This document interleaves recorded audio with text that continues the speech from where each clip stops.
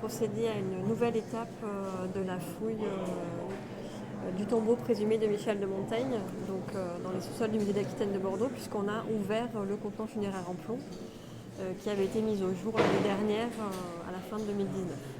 C'est une opération que vous avez menée avec, je sais pas, on ressent quoi quand on ouvre ce genre d'objet? Alors quand on a ouvert, c'est vrai qu'on avait un peu d'appréhension, puisqu'on savait. Alors déjà, c'est compliqué d'ouvrir un contenant funéraire en plomb, parce que c'est très solide, donc on avait peur aussi de ce qu'on allait trouver en dessous, si ça allait être bien conservé ou pas.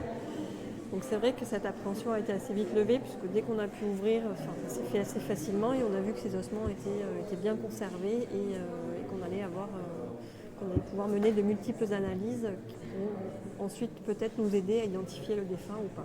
Alors vous avez trouvé un squelette quasiment complet, Oui. ça on va décrire quand même, hein. Il n'y a pas que ça à l'intérieur. Alors effectivement, on a trouvé un squelette qui est complet et qui est plutôt bien conservé aussi.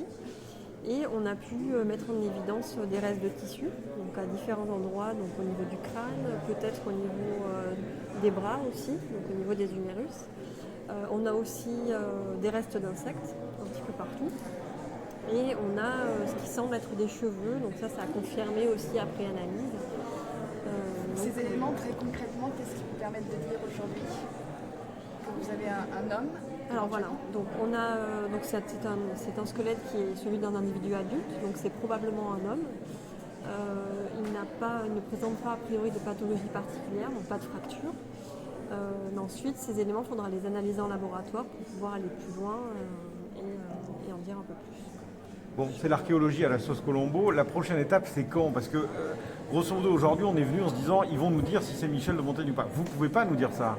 Non, je ne peux pas vous dire encore si c'est Michel de Montaigne, puisque là, tant que les analyses ne sont pas menées, c'est compliqué de dire de qui il s'agit, puisqu'on n'a aucun mobilier qui accompagne le squelette. C'est aussi ça qui ne nous autorise pas à conclure, puisqu'on n'a pas d'objet qui pourrait être associé à ce philonneuf, puisqu'on avait envisagé, au vu du cénotaphe, qu'il y ait potentiellement le collier de l'ordre de Saint-Michel, qui lui avait été attribué par le roi, et il est représenté avec sur le cénotaphe, et en fait il n'a pas été retrouvé dans le contenant funéraire en plomb.